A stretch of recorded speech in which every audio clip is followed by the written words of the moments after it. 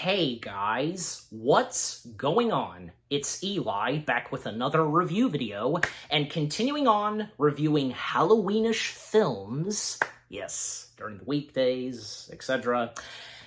That's right, so as was teased in the last review video, who'd have thought this indie film that was being made and so on, who'd have thought? And especially, obviously, that goes for those that worked on this movie. Just nobody had no idea when this would come out in 1999 and how fantastic this would turn out to be. And, especially, it's now considered like a, horror classic, and it's up there and such, It's amazing. It's amazing how this turned out, and it seemed like it wouldn't have, and I'm sure to those that worked on this, they thought that, we're making this, but, it probably won't be, but no, because it's amazing. It's amazing how this turned out, and with its story, and the way the film was shot, and, because it works in this movie, it definitely does. So that's right, guys. I am finally reviewing from 1999, The Blair Witch Project. Yes, finally, The Blair Witch Project. Yeah, because, again, just who'd have thought how this movie would turn out, and just it would turn out to be such a huge success, and as I said, definitely being up there, being one of the top best horror flicks and so on. But I'm not reviewing this alone. Nope, because, well, you read the title some more. You know who's joining me reviewing The Blair Witch Project, because he, he really enjoys this movie, and, yeah. So, and for the first time, joining me reviewing something Halloweenish. So, joining me reviewing The Blair Witch Project is my good friend from the YouTube channel, So You Want to Be an Imagineer, Tiki. It's good to have you for this, Tiki.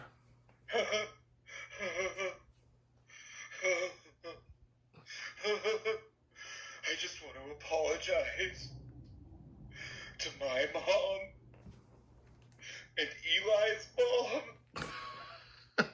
because this was my idea and it was my podcast and I'm too afraid to talk into the microphone, but I'm also too afraid to leave dead air. All right, I'm done.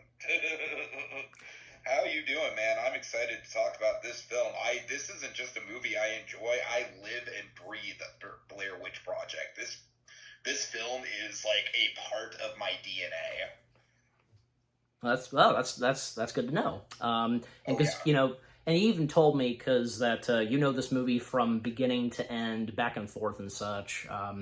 And to comment on your bit, because folks, he gave me the heads up that he was going to, for his introduction, he was going to do a bit, and I'd like to clarify, this was my idea, not his, and, I'm the one that, was planning to I know, to review.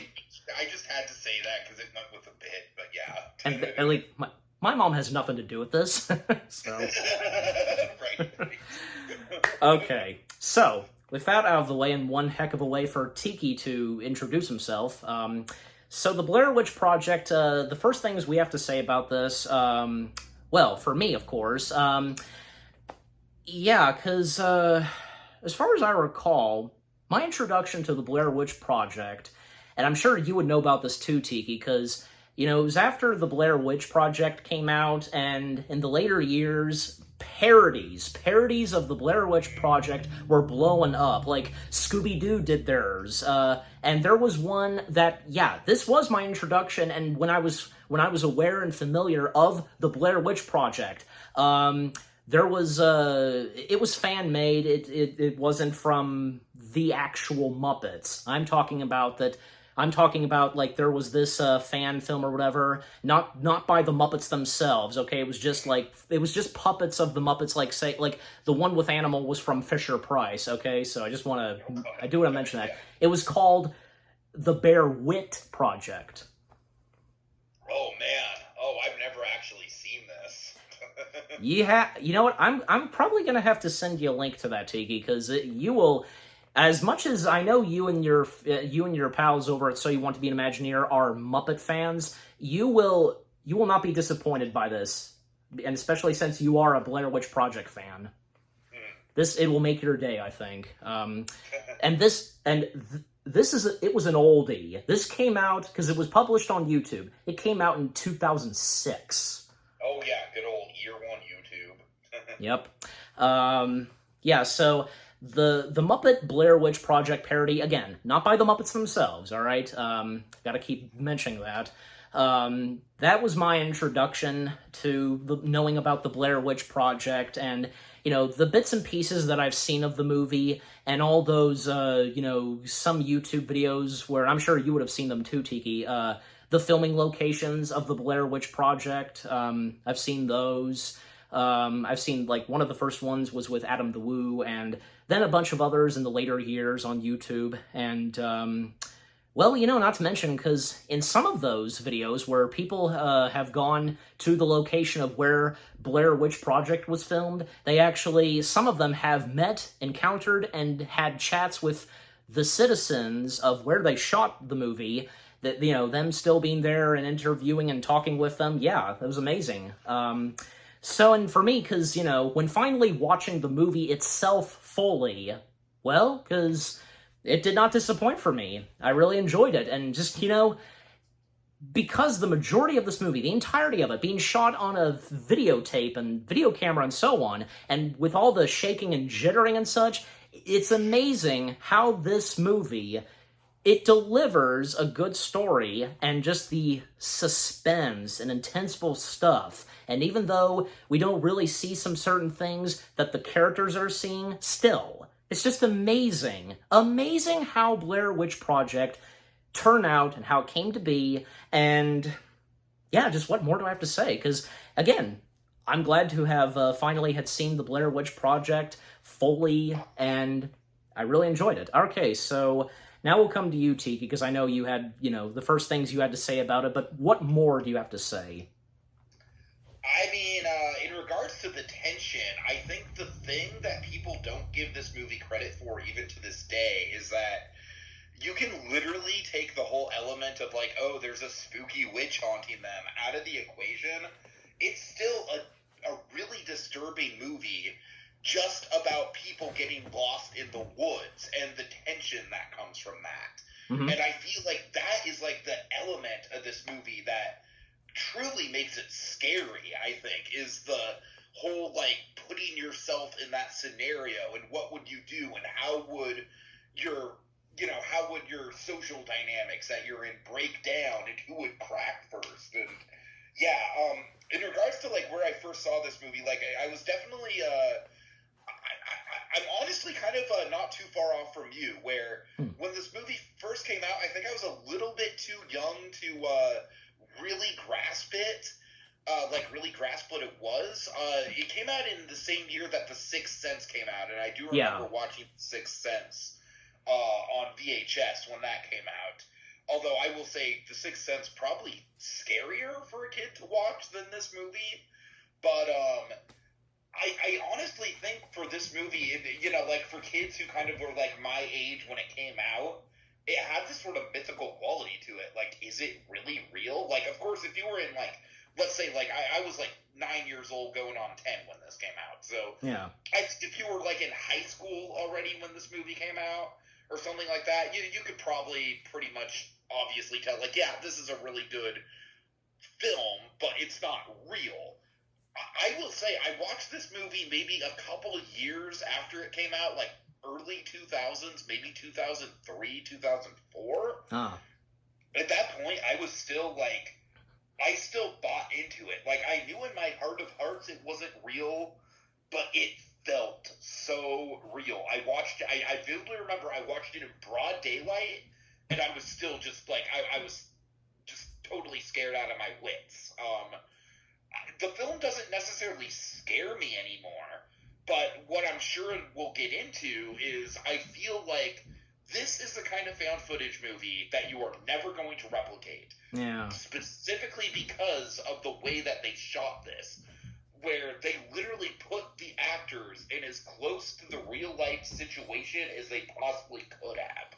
And I'm sure you probably have notes on that in your background, but but just the actual circumstances involved in this movie being filmed. You know, the fact that the actors were going around from location to location, they didn't really know what was going to happen to them on any given night, and all they knew is that stuff was going to keep progressing. You feel such a genuine and authentic sense of fear in these performances in this movie that literally no other horror movie in the history of the genre has captured. And that is why I truly think this is Mount Rushmore of all horror for me. Like, it's up there with the best of the best of them. It's just, I can't say enough good things about this movie, just in regards to the palatable fear that it presents. Well said, yeah. So there we go, because the first things we've had to say about the Blair Witch Project, and yeah. Okay, so, as always, for me, read the description / the story. Found footage tells the tale of 3 students, who've traveled to a small town to collect documentary footage about the Blair Witch, a legendary local murderer. Over the course of several days, the students interview townspeople and gather clues to support the tale's veracity. But the project takes a frightening turn when the students lose their way in the woods and begin hearing horrific noises. Okay, so, with that out of the way, because getting into the film itself, because, so, again, you know, this entire movie being shot on, like, a video camera, and, you know, like I said, because it really works, and with what goes on in this movie, and with our cast of characters, only just 3, mainly, but, you know, some of the others, like, just, you know, some of the townspeople, they are credited, but, yeah, so again... I'm gonna go off on the townspeople when we get to them, because I think it is such a special element of the movie that just adds so much flavor to it, but go ahead. Okay, well, yeah, so, our 3 main characters, actually, because they go by their actual first and last names, Heather, you're gonna have to help me. I think if you know Tiki... Heather Donahue. Just Heather, because because Joshua Leonard and Michael C. Williams, Okay, yeah. There you go. Just now I know Donahue. Like, yeah, I couldn't think of it at first, but yeah, so they play as themselves, although technically they're characters just sharing their first and last names. I mean, they are playing characters. They are. Again, these 3 college students in October of 1994, that's when the footage was shot and took place, and them traveling to the small town called Burkensville, formerly Blair, and, well, it's all Heather's idea. She's responsible and in charge of this documentary that they're doing, and her fascination of, this, murder, which being the Blair Witch, and, them just traveling into the small town of Burkensville, and them roaming around in the town, even when, like, you know, most notably, they're in the cemetery, and, clipperboard, like, one of them just biting on it and then kissing it, and, yeah. And them interviewing some of the townspeople, because some of them, like, there's a short fisherman being, Bob Griffin, there's, Burkittsville resident. Those fishermen are just, they're just everyone is delightful, but those fishermen are just the best, dude. They are the best. They are so authentic. Yeah. And to name the rest of them, Burkittsville resident interviewee Jim King, waitress Sandra Sanchez, and, you know, of the other fishermen with glasses, Ed Swanson, Mary Brown, being played by Patricia Decoy, and Man in Yellow Hat, Mark Manson, and interviewee with child, Susie Gooch. Now, again, as I pointed out, some of the citizens that live in that town, it's not really called... remind me, Tiki, because it's not really called Burkensville in reality, is it? You know, I don't... It's been a minute. I don't know for sure. I'd have to check. Sorry. You go ahead if you want to. No problem. But just my point being is that, yeah, as I said early on, some of the citizens of that small town, they appeared in some YouTube videos where people on YouTube have, they've gone to the location of where the movie was shot, and some of those people, most notably Susie Gooch, and her daughter at times showing up and meeting with those on YouTube. And man, because Susie Gooch still looking the same as she did when the movie was filmed, and her daughter now grown up and well, as of now being married and such. And that's weird to think about. It is. I couldn't agree more. It really is. It's weird, like, to see some kids and how they've grown up, and some of them being married. Jeez. And also, sometimes if they're parents. God. Can we just acknowledge with that kid, too, the happy accident where the kid is, like, literally, like blocking the mouth of the mother as she's trying to talk about the Blair Witch? Like, that, to me, is just such a great, like, onset. Like, I'm sure it wasn't planned, but, oh, man. No, of course not. It's such a chef's kiss moment of, like, I'm sure the people that were behind the camera were just giving high fives to each other when that was happening, Well, keep in mind, because everybody that was in this movie that were being interviewed, they had no idea what they were in for. Right, yeah. Yeah, and of course the little girl, the daughter of Susie Gooch, her blocking her mother's mouth, just she didn't want to hear the scary stuff that she was saying and so on. In fact, Susie Gooch herself stated in one of those YouTube videos, as I said, she talked about when she found out and learned that she appeared in a movie. A friend of hers called her up and saying that you're on the news, and of course, obviously she realized that, yeah, this was what she had done because of helping out those people, and little did she know that they were shooting a movie, and yeah, so, but okay, well, we'll turn to you, Tiki, because what do you have to say on the townspeople? I mean, I think it is low-key one of the absolute best parts of the whole movie. I'm going to be saying that a lot, honestly. Just fair warning, this whole movie's great. But no, seriously though, I love, what I really love about this movie from, like, the point of view of, like, the found footage angle is the fact that it so earnestly starts out as this student documentary, and you get so into it through that lens. It is such a good gateway point into it, and I don't think you have that same effect if you just have them starting off like, okay, we heard some spooky stuff is going on in the woods, we're gonna go check it out. Like, no, you need that, like, 10 minutes of setup, and yes, and the fact that none of them even knew what they were being interviewed for, I think it speaks to the power of this movie on, like, a greater level. I feel like this movie is kind of, like, almost wormed its way into, like, American folklore, almost. Yeah. Because this movie, like, it taps into those small town, like, haunted house at the end of the block kind of stories and stuff like that, which is everything that these people are talking about. And it's legitimately giving me chills just even talking about it. I think it's so well done. I think it sets such a good mood for the rest of the piece, but it also very much establishes Heather as, like, the domineering leader of the group. Oh yeah.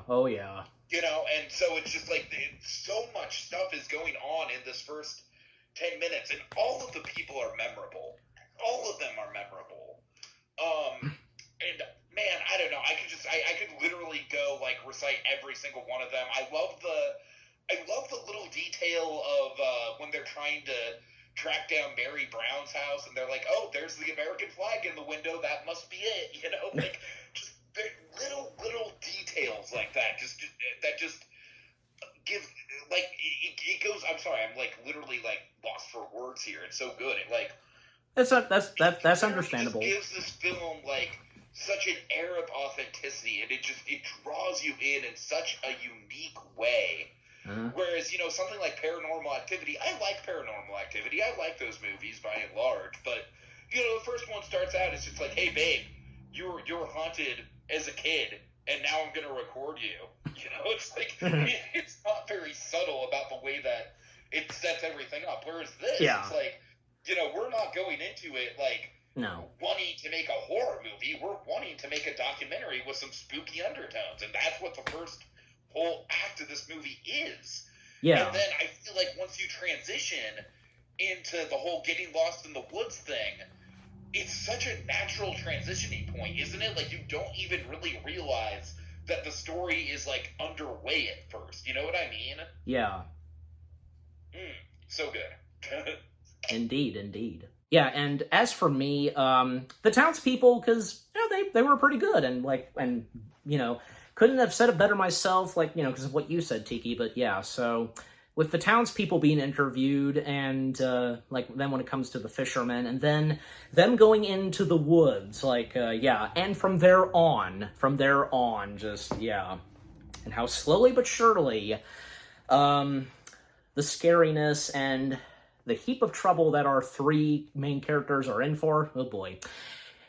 Yeah, so throughout the rest of the film, and the film taking place in the woods, yeah, because, you know, I will point this out, I'd like to point this out because, you know, the fact that this movie was shot, you know, on a camera, just like, you know, shaking and jittering, well, my parents, because, yeah, they did see this when it came out in 1999, and I think, as I recall, because my dad and my mom, each of them had told me the story of when they saw the Blair Witch Project in theaters.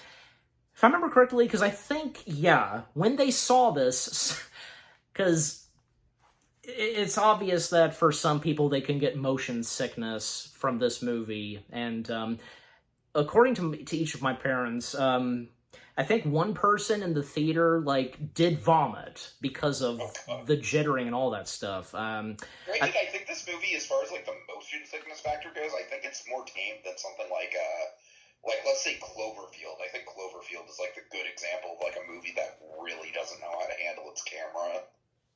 Okay. Yeah, but, I mean, what say you, Tiki? Because, like, does the jittering and the shaking of the camera in Blair Witch, it doesn't bother you or not? It's never bothered me personally. I mean, I think one of the reasons why is that as a film student in high school, I actually worked with cameras that were a lot like that. So it's just like the natural brain. I honestly feel like because Heather is the person behind the camera most of the time, and she is like the documentarian of the group, like, I think the movie does a good job kind of treading the line of, like, she's still trying to make, like, a product on some level, but also, you know, when stuff is going down, it's not exactly going to be, like, the most clear footage in the world. But, I mean, like, I think one of the best moments in the film literally has to do with bad camera work, which is the, oh my god, what the F is that moment. Yes. So, oh, yeah. You know.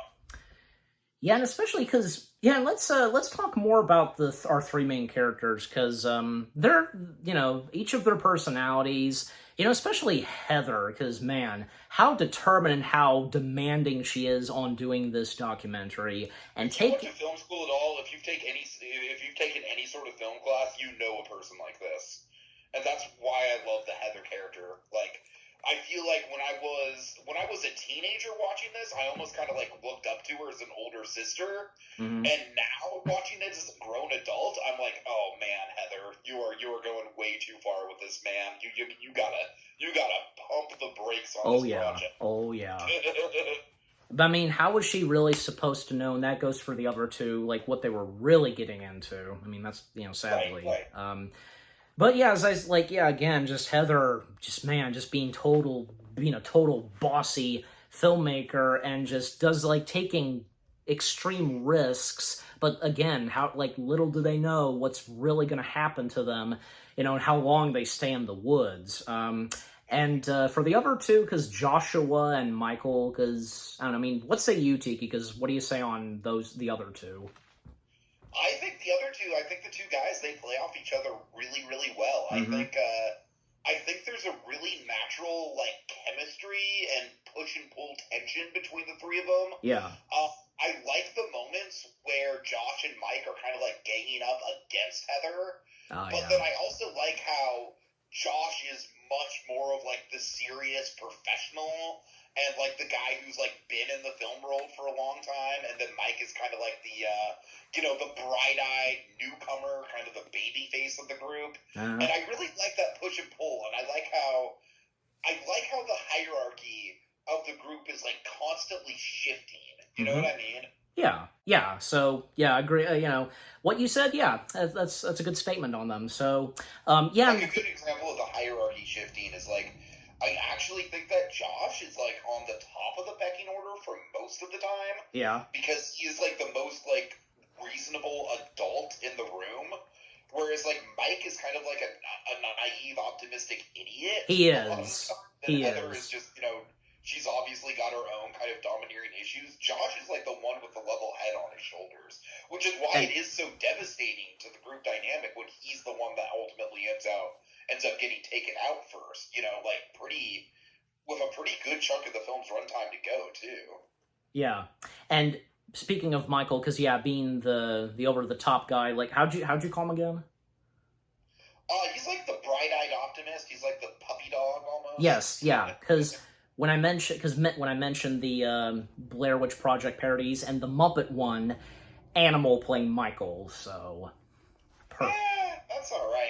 I kind of feel like Animal. I kind of feel like Mike. If I were to cast Mike as a Muppet, I would probably cast him as like a Robin or something. Walter wasn't really around at the time, but no. Walter would be a good pick for him. Maybe Skeeter.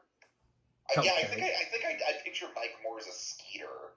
Yeah, I mean, and Kermit being Joshua and Miss Piggy being Scooter. Skeeter is Scooter's freaking female sister from the Muppet Babies. I'm sorry. And Skeeter would find herself in some of the Muppet comics.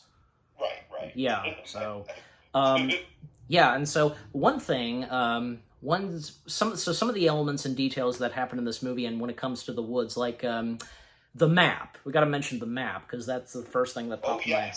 Oh yes, because the map is key to all of this. Yeah, because yes, I am quoting George Lucas there. Now, what from George Lucas? Oh, I was kind of paraphrasing George Lucas's. Now Jar Jar's the key to all of this. Technically, yeah, he was. Yeah, but so the map, because because some of them feeling that the map is like useless and stuff like that, and map not being any help and all that and such. Even when at one point, very later on, Michael got rid of the map, and boy, because Joshua and especially Heather unleashing on Michael because of what he did. So remember what I said about how this film, I feel, is the most effective, like, when it's just straight up, like, a Lost in the Woods kind of movie, and the Blair Witch isn't even really a factor? Yeah. That scene in particular always gets me, because that scene just really goes to show, like, yeah, what Mike did was, like, an idiot move, but it's like, that's just humanity, It's like, if you do something that's stupid in a life or death situation, man, you could literally be the cause of someone not getting out of this. Oh, and yeah. Just the mental gymnastics of that, man. I think it's just really haunting. Yes. The whole situation with the map. Yeah. Okay, so if the map, like other things that happen, because there are some moments where they see something off a little bit in the far distance, but sometimes we audience can't see that. And I'm sure you know what I feel like the only time they actually see anything, if I remember correctly, is the "oh my god, what the F is that" moment. I feel like that's the only time they're ever actually seeing anything. Yeah. And especially the foul language in this, very heavy, especially with the F-bombs. And yeah, I mean, they're Gen Xers. Of course. And, okay, and another thing that comes to mind, because, we talked about this and made sure before we did our review, you could take this one, Tiki, the stick people. Oh, man, I mean, I think the stick people are definitely one of the most effective as far as the supernatural elements of this movie, because it's one of those things, like, you can just put yourself in the position of, like, if I were camping in the middle of the woods and I saw one of those stick people outside my tent in the morning, yeah, I would poop my pants. Just straight up. But there's, like, a whole bunch bunch of them, and like literally like a giant one that's just hanging there. Now, Eli, I want to get into this because you didn't really mention backstory. Are you aware of like the guerrilla style that they shot this in? Are you aware of exactly how they shot this? Like what the protocol was? I know about that, guerrilla style. I'm familiar with that term, and I know a couple of other things where it was shot in guerrilla style. It's like to mention them, and maybe you would be familiar with them, I'm pretty sure, because some others that I've seen where people have shot some certain things in guerrilla style, like mainly like a few like that happened at the Disney parks. And those are, I'm sure you would be familiar with this one movie, Escape from Tomorrow. Oh, of course. I actually respect that movie more than most people do. Oh, do you? I've also tried to shoot a movie in a theme park before, so I know how hard that is. So just the fact that they were able to do anything with it at all. And it's not a good movie, but like, just the fact that they were narratively able to stitch anything together is impressive to me. Yeah, and there's something else that was shot at the Disney parks. They didn't really go in the direction and risks that the people of Escape Tomorrow were doing. It's on YouTube. Maybe you would be familiar with this, and maybe some of you viewers, that being Missing in the Mansion. I've heard of that. I need to check that out. It's quite good. Check this out if you haven't heard about this. So essentially the protocol for how this movie was made is that they send the three filmmakers out in the woods, obviously, and each day they have a mark of where they need to get to, and they also have, like, maybe, like, a couple plot points. So, for example, like, Mike losing the map, probably a plot point, right? Yeah. The rest of it is totally improvised. And during the night, and what they wake up to, that is completely off the script. They have no idea what is coming. So that's what I was talking about when I said this movie has like a genuine, palatable sense of fear that you just cannot get with any other horror movie that has ever been made. No. Like, so... I don't mean to cut you off, but basically, there has never been anything like Blair Witch Project. And there will never be anything like Blair Witch Project again if standards and practices have anything to say about it. So one time fluke, as they sometimes say. I think the best example of that, though, is the scene where they're in the tent at night and they hear the kids outside the tent, and oh my god, I literally get chills thinking of the scene. Let me see if I can get this. If I had known a lot on the background, of course I would have talked about, and you, of course, jumping in, of course, as I sometimes do, talk about some backgrounds, whatever I review, sometimes. I just need to establish it because it's such a fascinating part of this movie in particular. But what I was going to say was, so that's what really happened, because it was just the three of them out there, like the director, and nobody else tagged along? Nobody else was there? There was a crew with the director, I'm sure. I would think so. I would at least... A couple backup camera people, a couple, probably a medical person in case anything went wrong, I'm guessing. Clearly, yeah. Yeah, it was like a very skeleton crew. The director was like, they had a base camp that was like far out from the other camp that the cast was camping in.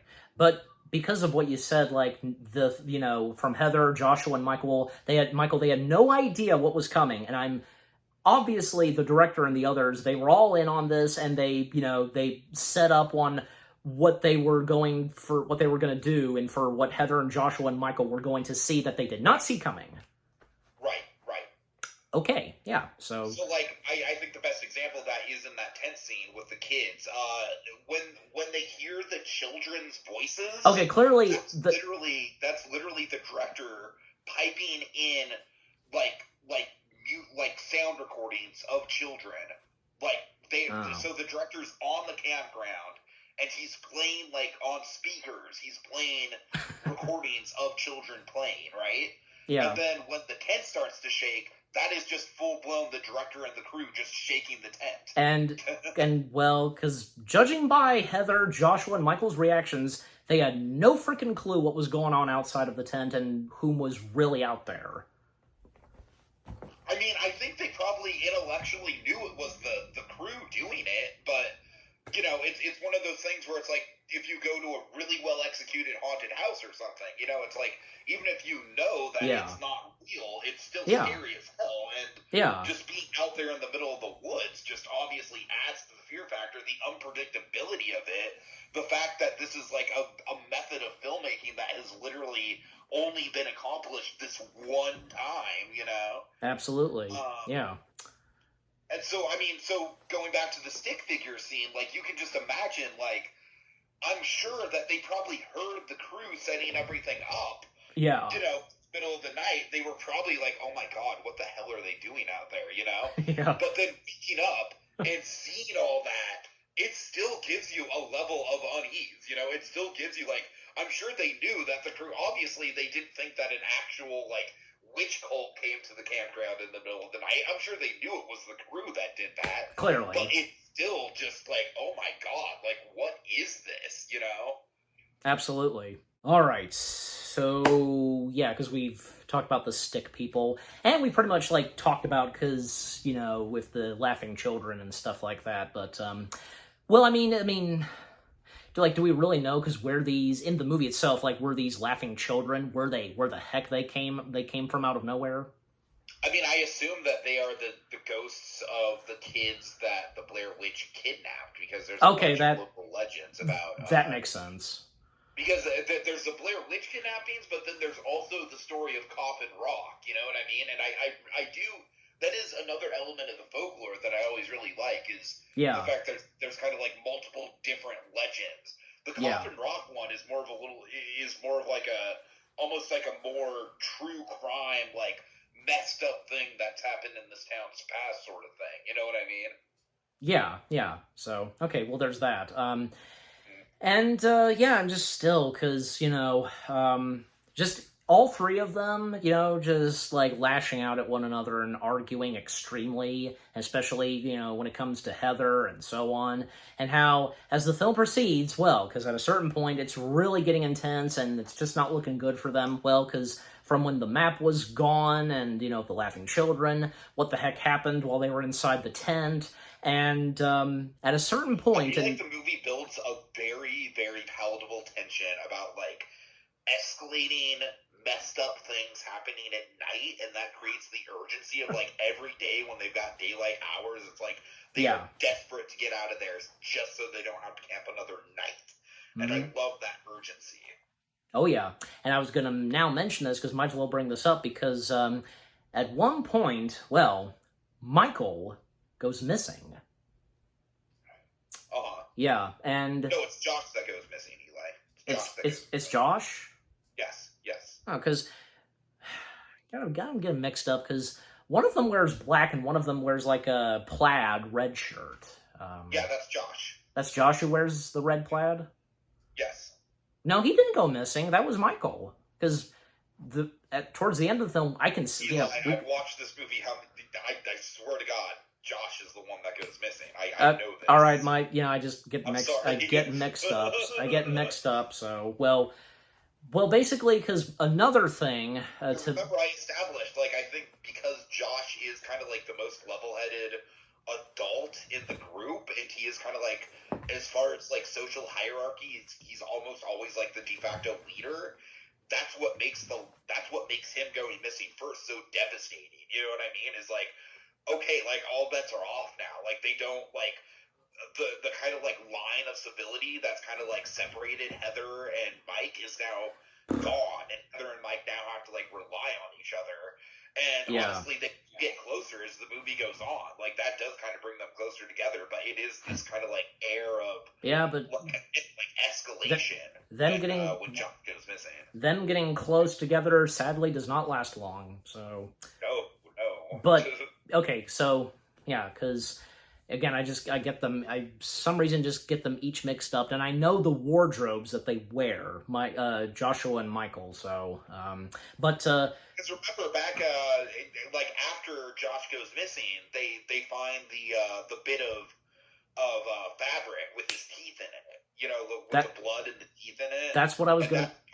That's part of the kind of plaid fabric that you were talking about. that's what I was going to mention, because at one point they discover and see, like, blood, like, pieces of an eye and a tongue. Like, you know what I'm talking about, of course. God, that's disturbing.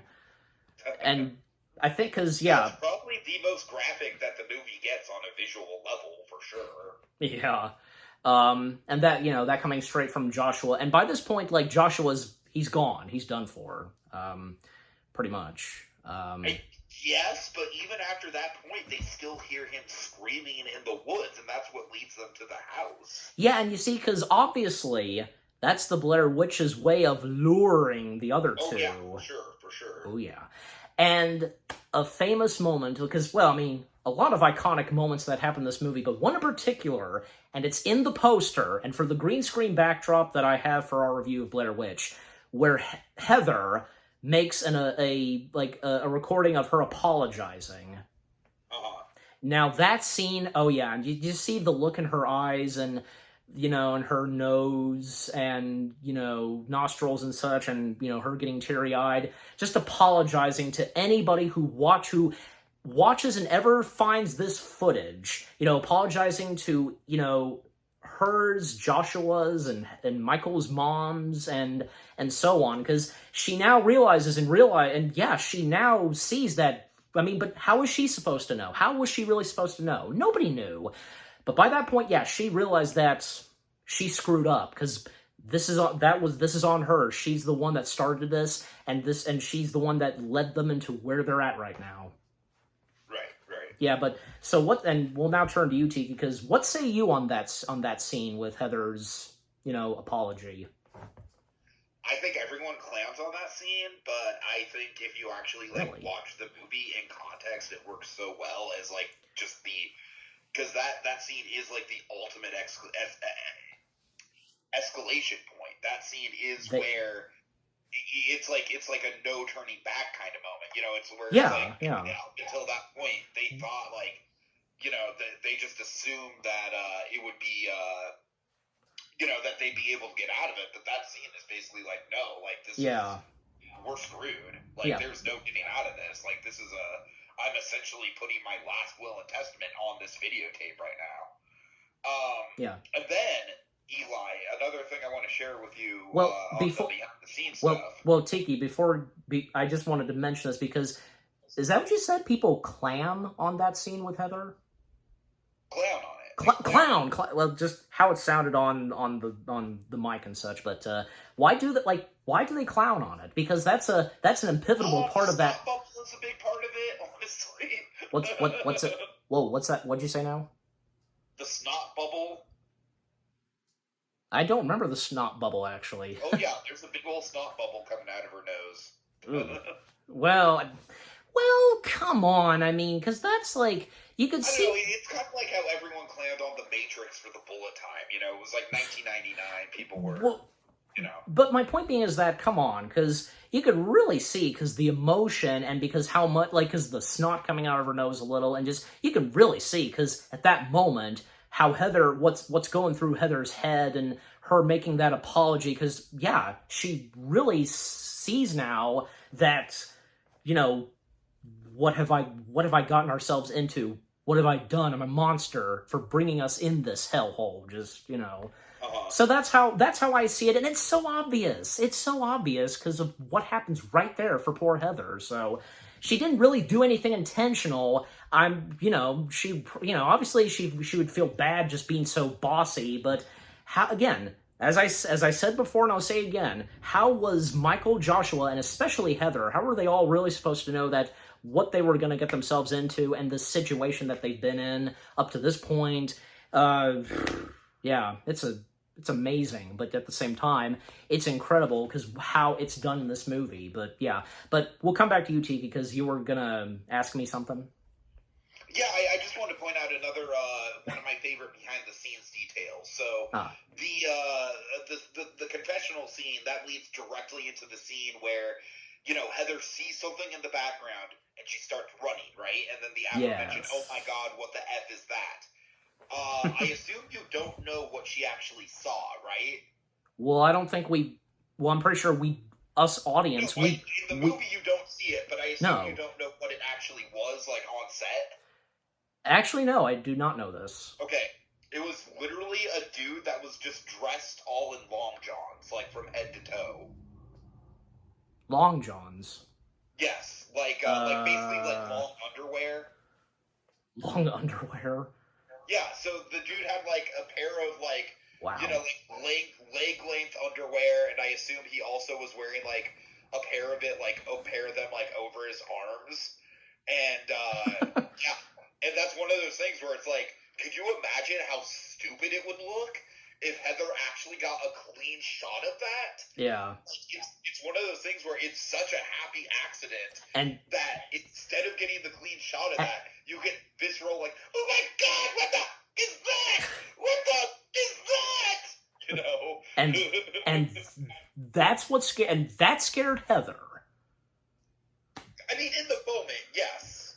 Like, Well, I mean, this just sounds goofy, of sure course, it but was ridiculous on camera, but when you're actually there, like in the thick of it, I'm sure it was scary. and especially if this is in the evening time, yeah, that makes it Exactly. more terrifying. But yeah, of course, those shots where the camera is focusing on the ground and with the leaves, yeah, I remember very well.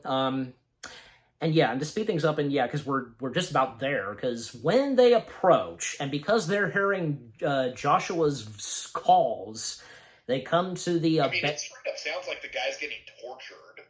Yeah, but as I said, and you agreed to this, that it's the Blair Witch's way of luring the other two in the abandoned house. Definitely.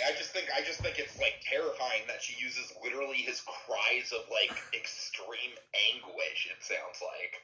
Yeah, it just leaves you wondering what the heck This is another one of those things where it's like you have to like think about how they actually went into it from behind the scenes point of view. I would like to think that like after the filmmakers pulled Josh, Yeah. off of the set, they probably like got a bunch of recordings of him screaming, and then played that probably on the same speaker that they were playing the sounds of the children. Yeah, probably so. Yeah. All right. So now let's now come to the climax and the final part of the movie, because where they make their way into the abandoned house, literally smack down in the middle of the woods, and just, yeah, that's clearly not a good sign. And them just going inside, wandering around, and stupidly they split up. And well, because they're hearing the cries of Joshua and all the stuff that they're seeing in that abandoned, creepy house. Well, because at a certain point, something happens to Michael, because they have a couple of cameras, and the one camera that Michael has, he drops it, and, well, that clearly seems to be that he was snatched by the Blair Witch, and Heather, well, just the screaming and intense that's going with her, and just hers just, walking around, and then, well, when she comes into one room and sees, I think, yeah, it is Michael, he's facing a wall, and then, of course, something happens to Heather, and the camera drops, and boom, just, yeah. But what say you, Tiki? Because of the climax and when they enter in that abandoned house, the final moment and sequence of that movie. I mean, I think you probably can guess what I'm going to say. It's like an all-timer as far as endings go. And we're not even talking horror movie endings here. We're just like, yeah. I love myself a good ambiguous ending, and this just has it in spades. Yeah. There is so much to dissect about what's going on. There's so much to study. Yeah. I love both of the questions that get posed at the end. What the heck is Mike staring at? Like, why is he facing the wall like that? And then also, what the heck attacked Heather?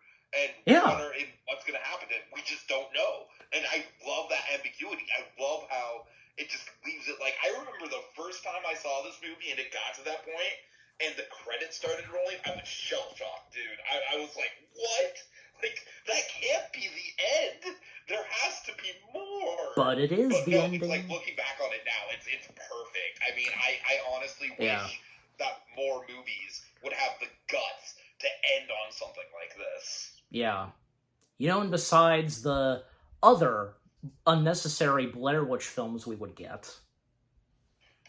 Oh, I could talk about I haven't seen Book of Shadows, but I could do a pretty decent rant on the remake if you want me to. That's okay. I mean, well, I think just save that for our review of Book of Shadows, but yeah. I'm not a big fan of Book of Shadows. I haven't watched it, but Blair Witch 2016. Oh God. I was hyped for it, and I have thoughts, man.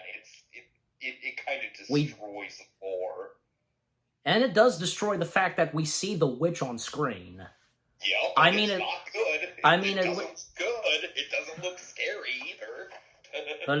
but it does look creepy, you know. But yeah, just the ending to the the Superior first Blair Witch Project, just fantastic. And yeah, I have to mention this because, again, with the parodies of the Blair Witch that I've mentioned, it is technically a parody. Yeah, it would be considered, because Hizzy, short for How It Should Have Ended. I was talking about this with Tiki before, doing, off camera, and yeah, of course, good that you know Hizzy, and you know that they did. Oh, I know their style, and I'm sure I've seen this video. It's just they have so many videos, I just don't remember the details of it. Well, basically, how the Blair Witch Project should have ended from Hizzy, because how they do it, well, because it happens like right at the end of the film, and well, Heather dropping the camera. And apparently the director is upset by this, that the camera was dropped. And to explain some more, because the director picking up the camera and just, disappointed with Heather, and basically... Heather, that's like a $10,000 camera you just dropped, right? Yes. You were supposed to aim it at the witch. See? Ah. And it's basically it's a cardboard of a plain witch, long hair witch. Right. And just... Yeah, that's apparently what the director wanted for it to be shown, but because she dropped it to him, and in Hizzy's, you got my point. Just he's disappointed by this. So, but I mean, I'm going to make like a very, very definitive statement right now. Yeah, the Blair Witch Project is as scary and effective as it is, specifically because you do not see the Blair Witch. Yeah, you're just left alone, like, with your own imagination, because just obviously, and because of what goes on in this movie, we can clearly tell, and judging by Heather, Joshua, and Michael, the Blair Witch is beyond terrifying looking. So, again, it leaves for us audiences to imagine and have our own image on how the Blair Witch could look. So... And you know what, I think that's nice it's nice of that for us people for those of us that have seen the Blair Witch and left for us to vision the Blair Witch ourselves. So yeah. A look I've always kind of been drawn to, and this is absolutely the look they did not go with in the 2016 version. And that is? The look that Mary Brown describes, where she's basically like a Sasquatch. Oh. Oh, I did forget about that. So much hair. She just pulled off her shirt, and there was just all kinds of hair. Oh, I don't know. I just think something like that. I wonder if where it's like kind of like Cousin It status, just head to toe, long black hair. Like Cousin It mixed with like the girl from The Ring or something like that. And insert outside of the tent. Insert sound effects of Cousin It. Oh God! Yeah, I wouldn't be surprised if someone hadn't done that already. Or I was going to mention this: if anybody had thought on doing a fan art picture of the character Mary Brown described the Blair Witch, I'm sure it's out there. I'm sure some of that is out there. But yeah, I remember back in the day, like a year or two after the movie came out, Farland Toys actually made an action figure of the Blair Witch, and it looks awful. I'm not gonna lie. Yeah. Okay. Actually, I didn't know that. Yeah, because you know what? What's the point on trying? Like, what was the point of McFarlane Toys making a? Because it's pointless. That's all I can say. It literally should have just been an empty box. That would have been brilliant. Yeah, that would have been great. Yeah, but But yeah, so the Blair Witch Project, yeah, because we've come to the end of the movie, because, yeah, and the last things we've had to say, but now, come to our final thoughts and results on the movie itself, yeah, because, yeah, the Blair Witch Project is, there will be no other movie like the first and superior Blair Witch Project. It's a freaking lightning in a bottle movie if I I've ever was seen. I was thinking of that too, lightning in a bottle. And as I said, a one-time fluke. The storytelling and what goes on in this movie and how it was shot, unlike anything, fantastic. And with its cast of characters, mainly our three main characters, the college students, but of course with the townspeople, and the fact that, the Blair Witch character, whom we never see on screen, but how the Blair Witch is described, and especially from Mary Brown, and the experience and what our three main characters witness and see out in the woods.